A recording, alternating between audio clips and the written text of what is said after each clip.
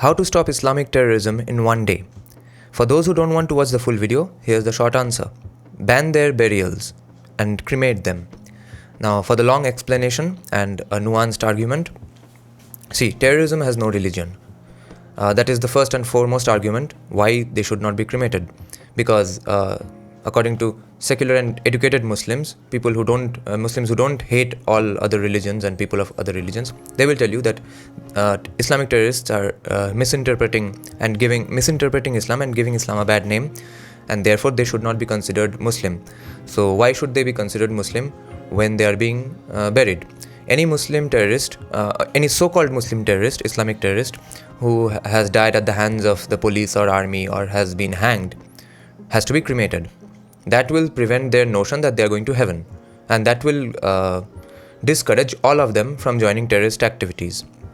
Now, there's a bonus point as well, which I'll get to later maybe. See, most Muslims are not hateful, rioteering and terrorist human beings. Most Muslims don't take part in violent activities. Most Muslims are peaceful. Most Muslims don't even believe the hateful things that maybe some of their madrasas teach them. Most Muslims are like maybe Shah Rukh Khan, Rupam Islam, me, a comedian in Bengal, and Salman Khan. They are not taking part in jihadi activities, obviously.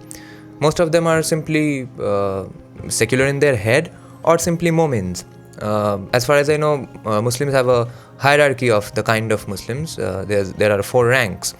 Right at the below are Momins, who are simply believers, who may believe in the tenets of Islam but don't take any steps. Now, they are right below in the rank, but they do matter a little if they have those hateful things in their heart, because after all, they do vote. And if they want to vote for the party who will appease the people who take action, then there's a problem. But as far as we not knowing their exact intentions to physically harm someone, they are not a threat to anyone. So we are good with Momins, and most Muslims are Momins, in my opinion. And right on top of them, the rank above Momins, come the Mujahids, who take part in jihadi activities. Above them come the people who are Ghazis, and they are people who have killed Kafirs with their own hands. And above them are Shaheeds. So Shaheed doesn't mean martyrdom. Shaheed means a person who has died while doing jihad. So in order to be friends with Momins, in order to not let Momins get the bad reputation because of other misinterpreters of Islam, in order to keep Islam in its peaceful impression and the way most Muslims are, I think we need to cremate them, give them a Hindu burial. A Hindu rites of ritual and of sending them away. And in my opinion, since people are addicted to false equivalency, if there is such a thing called Hindu terrorism, they too should not be cremated. Hindu terrorists should be buried, so that they too don't get the notion that they are going to heaven because of their beautiful doings. So it's a very secular argument.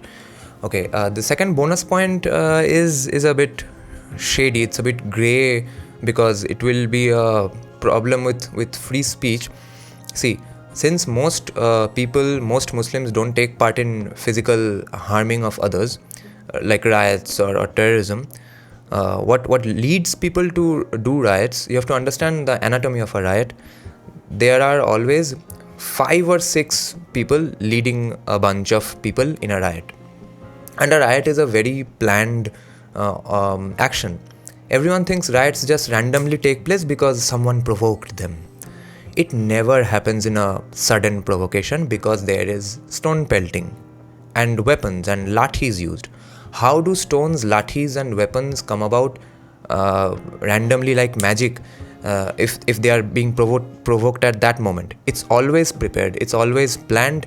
The weapons are kept at their houses. The stones are kept at their houses or in their bags, which they bring to riots. And since they have no way of knowing that someone is going to provoke them the next day, provocation is an absolutely lame argument. So the 6 or 7 people that lead people in riots, if those people are in jail because of their other crimes, then riots mostly don't happen, like in UP. because those people who will lead people to riots, they are obviously criminals of some sort. They are not let's say professors or musicians or artists or singers. They have some other criminal activities along with which their side project is doing something a little good for Islam, which they think is they'll achieve by doing riots. So if those criminals are well kept, they are kept under check and they are not appeased, riots will never happen. Which is why Bengal is so prone to riots, because they are always being appeased, and no one's there to prevent those 5 or 6 kind of people who will lead riots. And see why UP doesn't have riots. Then there are people in madrasas who are very extremist Maulvis, who do give instructions and explain to people and motivate people for their entire lives about hating non-Muslims. And since they are call to action is the main issue in free speech, since India doesn't have free speech, like we discussed yesterday, this might not be legally a problem in India. In India, doing something like that, my point is that arrest about 1,000 such extremist Maulvis from all over the country. There will be no one to do terrorism in India anymore. There will be no one to provocate any riots anymore. But how does that gel with free speech? See, ideally free speech should be acceptable, any speech that doesn't call for violence, like it is in USA. But in India, we don't have actual free speech, because even if it's not a call for violence, people get arrested. But when there is actual call for violence, like in case of politicians, like people randomly saying that we'll see what happens, if something happens, it's not our problem, like that, then it's more grey. And in that way, arresting Maulvis who say extremist things, arresting them might be a problem if we are talking from the perspective of absolute free speech, because they are actually calling for violence. But since India does not have that, India might actually be able to do that if the government is strong enough, which we don't. Obviously, we don't have a strong government right now. We have appeasers. BJP is basically Congress minus Rahul Gandhi is equal to BJP. And even economically, we don't have a true economic right-wing party. So these are the two ways to solve Islamic terrorism. The parliament just has to pass this one nice sweet little bill that terrorists, no matter of what religion, won't be given the last rites according to their own religion. Very simple way. And if someone is able to gather some evidence about the exact things that a very, very negligible amount of minority of Maulvis teach in madrasas, the real extremist things, if they are arrested and thrown behind bars, then there's no way to organize and do these mass protests and riots and get them to send people to get trained to be terrorists. That entire mechanism will be shattered. So stop their motivation of getting to heaven by doing those deeds, by getting them cremated instead of buried.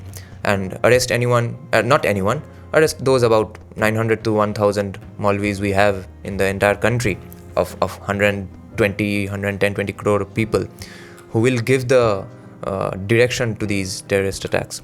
So we have a gigantic population. We have a gigantic Muslim population. If all of them were terrorists, we would have a much bigger problem at our hands. All of them are not terrorists. All of them don't want to be terrorists. And a lot of them, even if they do support those terrorist activities, they have too much to lose. They maybe have a good job, they maybe have a nice family, and they don't want to get into criminal activities. That's a huge part of their thinking as well. That maybe he sits at home and thinks, जो हुआ अच्छा हुआ, क्यों provoke किया था हिंदुओं ने, तो मार दिया तो ठीक किया. Even if someone thinks that way, they never take part. So if their kids, or if they somehow feel someday the need to get into terrorist activities, it is because of the continuous motivations of Maulanas and the people who actually will lead those nice people into riots. So if these two pillars of terrorism are broken down in India, the getting to heaven part and the Maulanas who give the education to these people, terrorism will be solved in one day.